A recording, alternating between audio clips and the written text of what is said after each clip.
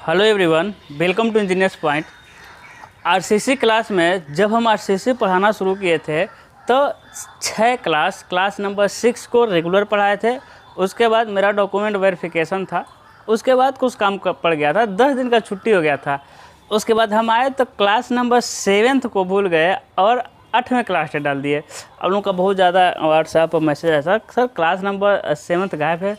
तो हम देखें, हाँ यार क्लास नंबर 7 तो गायब ही है। तो आज हम पढ़ेंगे छूटा हुआ पार्ट क्लास नंबर 7, जिसमें हम पढ़ेंगे लीवर आर्म, उसके बाद मोमेंट ऑफ रेजिस्टेंस और टाइप ऑफ कंक्रीट सेक्शन।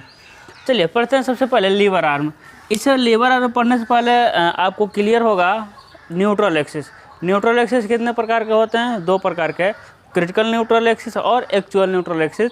जब बीम में उत्पन्न स्ट्रेसेस के आधार पर हम एक्सिस को ज्ञात करते हैं तो उसे कहते हैं क्रिटिकल न्यूट्रल एक्सिस, और जब बीम में डाले गए रीइंफोर्समेंट के आधार पर न्यूट्रल एक्सिस को ज्ञात करते हैं तो उसे कहते हैं हम लोग actual neutral axis. Okay, wait a minute.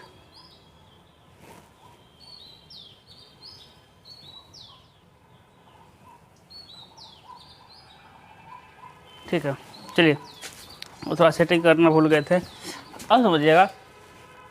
आज हम पढ़ेंगे लीवर आर्म। लीवर आर्म है ना, उत्तोलक भुजा, इसका हिंदी होता है लीवर आर्म, यानी उत्तोलक भुजा। ठीक है, ये हो जाएगा आपका cross section of singly reinforce concrete beam. A singly reinforce concrete beam का हो जाएगा आपका क्रॉस सेक्शन। ए हो जाएगा एरिया ऑफ टेंसाइल रेनफोर्समेंट। ए हो जाएगा बीम की चौड़ाई बी।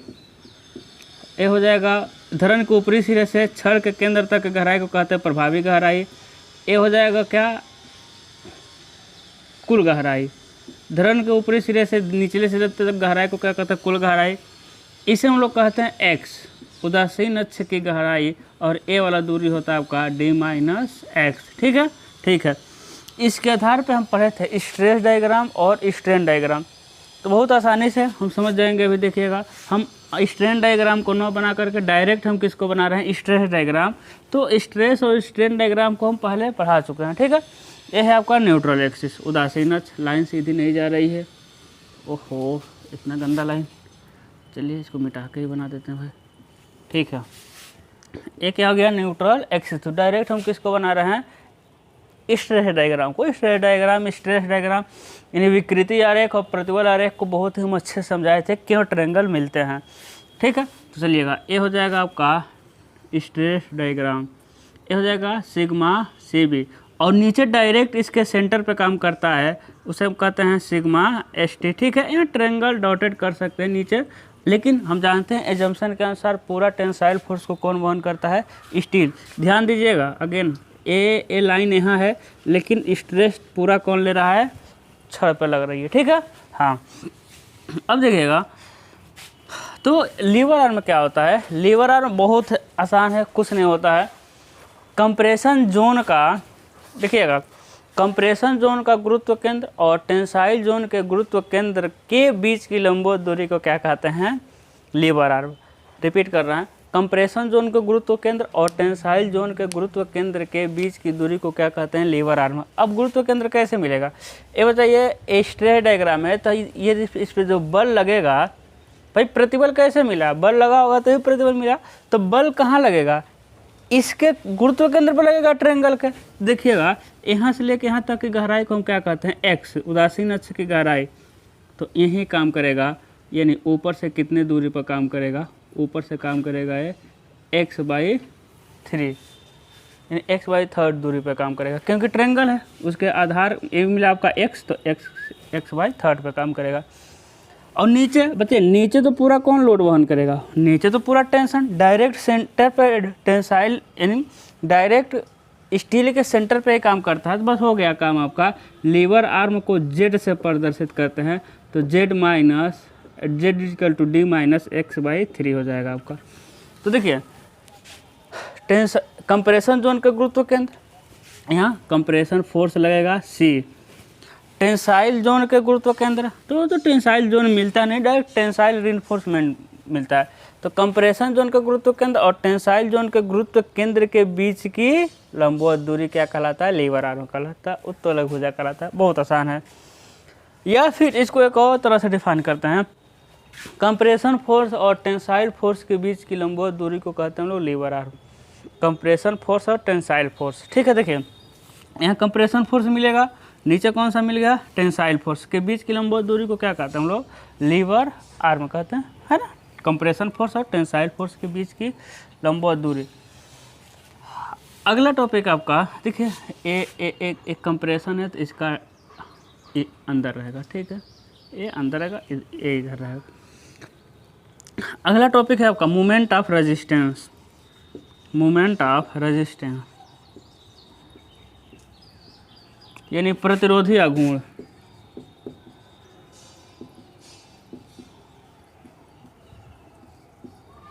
मोमेंट ऑफ रेजिस्टेंस हो जाएगा प्रतिरोधी आघूर्ण, ठीक है। अगला टॉपिक क्या है, प्रतिरोधी आघूर्ण।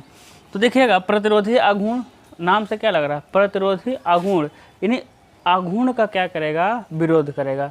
आघूर्ण समझ रहे हैं, कपल बलयुग में बनता है ना, बलयुग में आप जानते होंगे कपल, तो उसका आघूर्ण का क्या करेगा, विरोध करेगा, उसे क्या कहेंगे हम लोग, प्रतिरोधी आघूर्ण।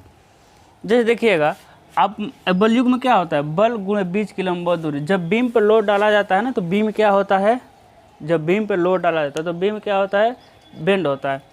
जब बीम पर लोड डालते हैं तो बीम क्या होता है, बेंड होता है, जिससे उसमें टेंसाइल जोन मिलता है और कंप्रेशन जोन मिलता है। इसके कारण बीम में टेंशन फोर्स और कंप्रेशन फोर्स उत्पन्न होता है। ये दोनों फोर्स मिलकर क्या बनाते हैं, बल युग्म में बनाते हैं, और जो इसका विरोध करता है उसे ही कहते हैं हम लोग प्रतिरोधी आघूर्ण कहते हैं, है ना।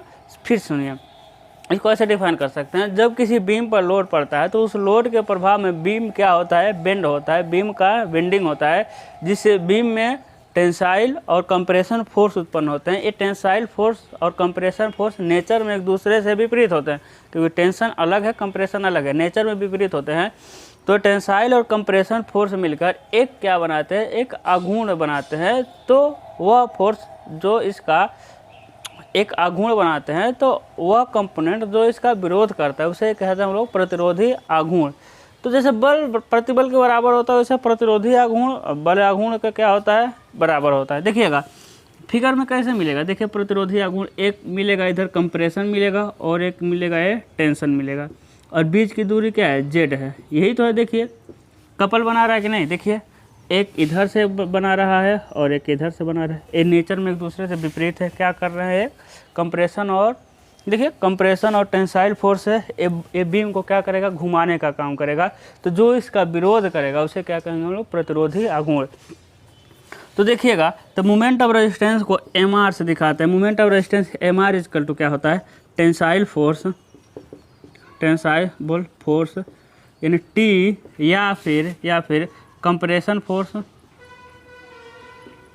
कंप्रेशन फोर्स सी गुणे लीवर आर्म, इसको मिटा रहे हैं अब, गुणे लीवर आर्म, लीवर आर्म, है ना। बलयुग में पढ़े हैं कि नहीं, बलयुग में फर्स्ट ईयर से पढ़ते होंगे, मैकेनिक्स में क्या होता है, एक बल, दोनों में से एक बल और बीच की लंबवत दूरी, बलयुग में यही तो होता है। तो वही बलयुग में बनाया था तो उसी का विरोध करेगा। तो दोनों में से एक फोर्स टेंसाइल फोर्स है या कंप्रेसिव फोर्स गुणे लीवर आर्म। तो हम देखेंगे फॉर कंक्रीट, यानी किसके लिए देखेंगे, फॉर कंक्रीट, किसके लिए देखेंगे, कंक्रीट के लिए देखेंगे एम आर सी। क्या देखेंगे, एम आर सी देखेंगे, compression force, compression force into lever arm, ठीक है। अब कंप्रेशन फोर्स हम निकालते हैं भाई। तो देखिए बल बराबर क्या होता है, प्रतिबल गुणे क्षेत्रफल। तो हमको बल चाहिए, यहाँ हमको क्या मिला है, प्रतिबल मिला है, तो क्षेत्रफल हमको चाहिए। तो प्रतिबल गुणे क्षेत्रफल में देखिएगा, क्षेत्रफल कंप्रेशन जोन का क्या है, देखिए कंप्रेशन जोन न्यूट्रल एक्सिस के ऊपर कंप्रेशन जोन मिलेगा, तो ए हो जाएगा बी, ए हो जाएगा आपका एक्स, तो हो जाएगा बी गुणे एक्स। आसानी से समझ आ रहा होगा आपको। Compression force into lever arm, बल बराबर प्रतिबल गुणे क्षेत्रफल, क्षेत्रफल मिल गया कंप्रेशन जोन का, बी गुणे एक्स। प्रतिबल देखिए कंप्रेशन जोन का प्रतिबल कितना है, यहाँ 0 है, यहाँ सिग्मा है, तो इनका एवरेज ले लेंगे 0 plus sigma C B by 2। Compression force मिल गया, प्रतिबल गुणे क्षेत्रफल इंटू लीवर आर्म में क्या मिलेगा, डी माइनस एक्स बाई 3, या जेड लिख सकते हैं डायरेक्ट, जेड का मान डी माइनस एक्स बाई 3 होता है। यानी MRC का फार्मूला क्या होता है मेरे लाल, BX sigma CB by 2 D minus X by 3 है ना। एक इसका फार्मूला मिला आपको, moment of resistance for concrete. इसी तरह moment of resistance for steel मिल जाएगा, फॉर स्टील MRT क्या लिखेंगे, tensile force into lever arm, tensile force into क्या हो जाएगा आपका लीवर आर्म। यानी MRT इक्वल टू क्या मिलेगा, टेंसाइल फोर्स, फिर बल बराबर प्रतिबल गुणा क्षेत्रफल होता है, तो टेंसाइल प्रतिबल गुणा टेंसाइल क्षेत्रफल। टेंसाइल क्षेत्रफल क्या है AST, और टेंसाइल और टेंशन का स्ट्रेस क्या है sigma ST into sigma ST D minus X by 3। ये क्या हो जाएगा आपका MRT मिल जाएगा, AST sigma ST D minus X by 3। और ठीक है, मोमेंट ऑफ रेजिस्टेंस क्या बताता है, ये मोमेंट ऑफ रेजिस्टेंस यही बताता है कि बीम की स्ट्रेंथ कितनी है, बीम की ताकत कितनी है। क्योंकि मोमेंट ऑफ रेजिस्टेंस कब मिलेगा भाई, हम बता रहे हैं कि मोमेंट कब मिलेगा, मोमेंट तभी मिलेगा जब उस पर लोड लगेगा, लोड के कारण बीम बेंड होगा, बेंड के कारण मोमेंट मिलेगा, और ये मोमेंट का ही विरोध करता है मोमेंट ऑफ रेजिस्टेंस। तो ये अल्टीमेटली क्या बताता है कि बीम कितना लोड ले सकता है, यानी बीम की ताकत कितनी है, बीम की सामर्थ्य कितनी है। देखिए कहीं से लाइट आने लगा अभी, है ना, बीम की सामर्थ्य कितनी है। आज क्या है कि छोटा हुआ क्लास है ना, आप देखते हैं कि हम रेगुलर क्लास बनाते हैं, आज छोटा हुआ तो हम दूसरे जगह आए हुए हैं, ठीक है। तो ये दिखाता है कि अल्टीमेटली बीम की ताकत कितना है। तो आप कहेंगे सर बीम की ताकत का दो फार्मूला मिल रहा है, एक मिला है MRC का, एक मिला है MRT का। In moment of resistance for concrete, moment of resistance for steel, तो यूज़ कौन सा करेंगे। तो हम आगे पढ़ते हैं कि इन दोनों फार्मूला का यूज़ क्या करेंगे। उससे पहले एक नोट लिखिएगा, नोट ये लिखना है कि कभी भी मोमेंट ऑफ रेजिस्टेंस निकालने में, मोमेंट ऑफ रेजिस्टेंस निकालने के लिए हमेशा एक्चुअल न्यूट्रल एक्सिस का प्रयोग करते हैं। एक्चुअल जो है उसी का यूज़ करेंगे। तो एक नोट लिखिएगा, मोमेंट ऑफ रेजिस्टेंस निकालने के लिए हमेशा एक्चुअल न्यूट्रल एक्सिस का प्रयोग करते हैं। कहेंगे कहाँ प्रयोग करेंगे, देखिए जहाँ भी एक्स आ गया, देखिए एक्स जहाँ भी आ गया ना, जहाँ भी एक्स आ रहा है वहाँ किसका यूज़ करेंगे हम लोग, एक्चुअल न्यूट्रल एक्सिस का यूज़ करेंगे, ठीक है। लेकिन बैलेंस सेक्शन के लिए, ओहो अभी तो अब पढ़ाने जाएंगे, ठीक है। तो बैलेंस सेक्शन के लिए अभी हम समझा देंगे, चलिए ठीक है।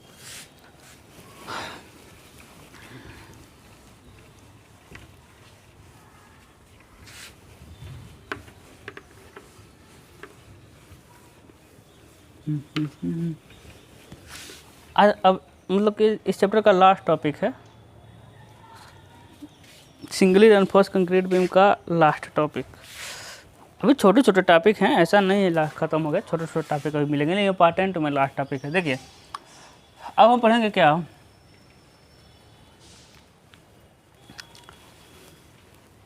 Type of concrete section, type of concrete section यानी कंक्रीट खंडों के प्रकार। तो सबसे पहले हम पढ़ते हैं over reinforcement section, over reinforcement section. Hindi क्या होगा, ओवर मतलब होता है ना ओवरवेट अति भार हो गया, अति प्रबलित कंक्रीट धरन, कंक्रीट खंड धरन नहीं है, कुछ भी अति प्रबलित। ओवरवेट यानी अति प्रबलित, प्रबलित किसे कहते हैं, रीइंफोर्समेंट को। तो ओवर रीइंफोर्समेंट मतलब जितना, जैसे ओवर वेट होता है ना, जितना वेट चाहिए उससे अधिक वेट है, तो ओवर रीइंफोर्समेंट मतलब जितना रीइंफोर्समेंट चाहिए उससे अधिक रीइंफोर्समेंट है। तो जब एक्चुअल न्यूट्रल एक्सिस का मान क्रिटिकल न्यूट्रल एक्सिस से अधिक होता है तो उसे कहते हैं हम लोग ओवर रीइंफोर्समेंट कंक्रीट सेक्शन। समझ रहे हैं, जब एक्चुअल न्यूट्रल एक्सिस का मान क्रिटिकल न्यूट्रल एक्सिस से अधिक मिलता है तो उसे कहते हैं हम लोग क्या कहते हैं भाई, over reinforcement concrete section.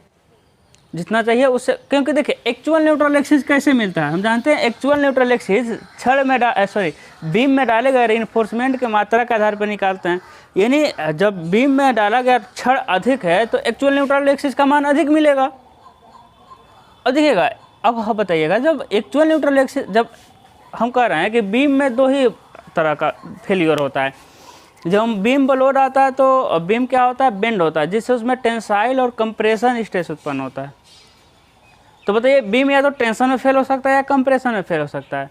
Tensile को कौन लेता है, स्टील लेता है। कंप्रेशन को कौन लेता है, कंक्रीट लेता है। लेकिन जब स्टील की मात्रा बहुत ही ज़्यादा है तो किस में फेल होगा? क्या कभी स्टील में फेल होगा? नहीं फेल होगा। किस में फेल होगा? ये कंक्रीट में फेल होगा, यानी कंप्रेशन में फेल होगा। कंप्रेशन में फेल होगा। आज इसका मोमेंट ऑफ रेजिस्टेंस निकालेंगे कंक्रीट के लिए, B X sigma C B by 2 D minus X by 3। अभी हम समझा दे रहे हैं इसका मतलब हम क्या बताना चाहते हैं।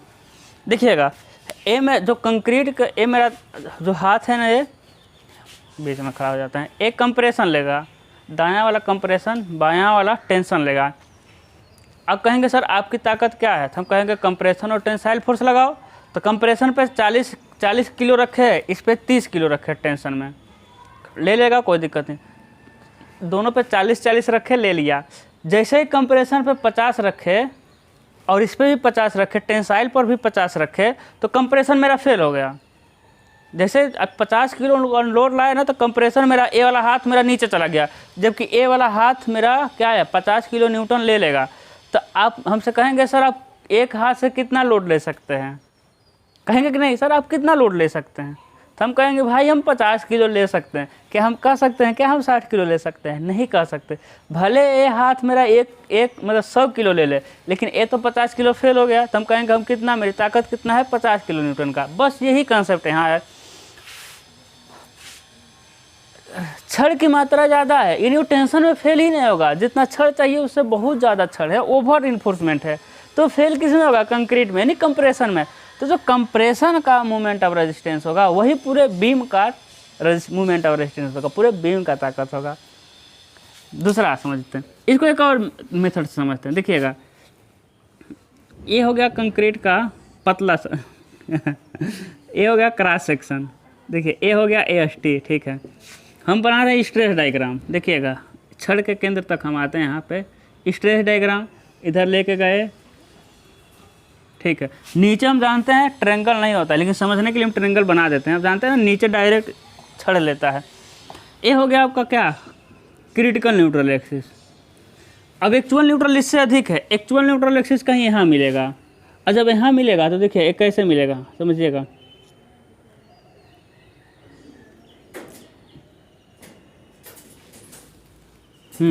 एक्चुअल न्यूट्रल एक्सिस यहाँ है, तो कैसे मिलेगा? ऐसे मिलेगा, तो समझिएगा।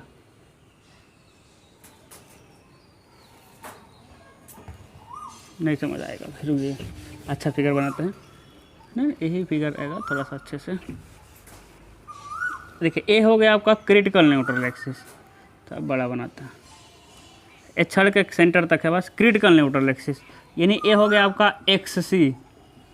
इससे नीचे मिलेगा X है एक्चुअल न्यूट्रल एक्सिस, इससे नीचे मिल गया, यहाँ मिल गया एक्चुअल में। अब देखिएगा यहाँ से लेके आएंगे, यहाँ क्या करेंगे? मिला देंगे। अब समझिए इसका मतलब क्या हो गया।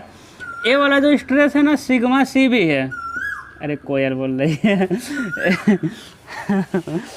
नेचुरल, मेरा स्टूडियो है जो नेचुरल जगह है ना। देखिए आवाज़ आ रहा है, भगो नहीं तो कोयल। देखिए मेरे बच्चों को किसी की और याद आ रही होगी कोयल का आवाज़ सुन के। देखिएगा ए सिग्मा सी भी है, तो देखिए सिग्मा सी भी ए क्या हो गया आपका? देखिए ए होता है आपका सिग्मा ST। अब देखिएगा जब लोड पड़ा है ना, तो लोड पड़ा है तो देखिए सिग्मा सी भी पे तो अपने पहुंच गया जहाँ तक पहुंचना था, लेकिन सिग्मा ST यहाँ तक, अभी सिग्मा ST और पहुंच सकता है। सिग्मा ST मतलब दिख रहा है ना, दिख रहे हैं। हम इसको डार्क करें, इसी को फोकस करना, इसी को फोकस करना। ये बहुत इंपॉर्टेंट कंसेप्ट बता रहे हैं आपको, बुक में नहीं मिलेगा सारी चीज़। देखिएगा सिग्मा सी भी तो जहाँ पहुँचना था पहुँच गया। अब सिग्मा सी अब लोड देंगे, सिग्मा सी भी फेल होगा, है ना। अब क्या होगा? फेल होगा, उससे अधिक ले नहीं सकता स्ट्रेस।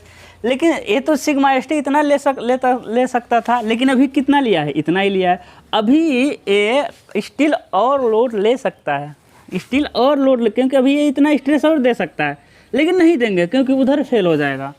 समझ रहा है ना। तो स्टील में तो फेल ही नहीं होगा क्योंकि ओवर एनफोर्समेंट है। देखिए अभी स्टील और स्ट्रेस दे सकता था, लेकिन नहीं देगा क्योंकि उधर फेल हो जाएगा, है ना। तो इस डायग्राम से समझ आया होगा। अगला होता है जो आप समझ गए, अंडर एनफोर्समेंट।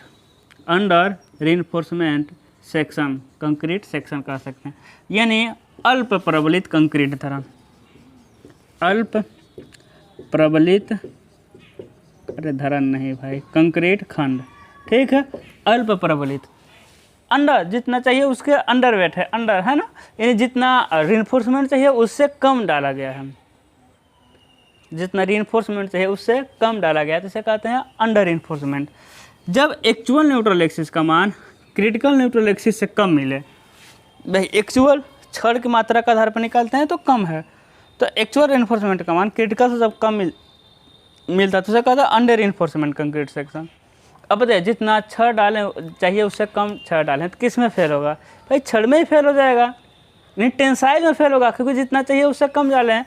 तो जो मोमेंट ऑफ रेजिस्टेंस है ना टेंशन का, AST सिग्मा ST, जो ए निकाल लेंगे हम किसके, इसके लिए। सर इस तरह भी एक समझा दीजिए, चलिए एक तरह इस तरह भी एक समझा देते हैं, देखिएगा ये हो जाएगा बीम, ये हो जाएगा आपका AST, ठीक है, ये हो जाएगा न्यूट्रल एक्सिस। देखिए इसके सेंटर तक जाते हैं, ठीक है,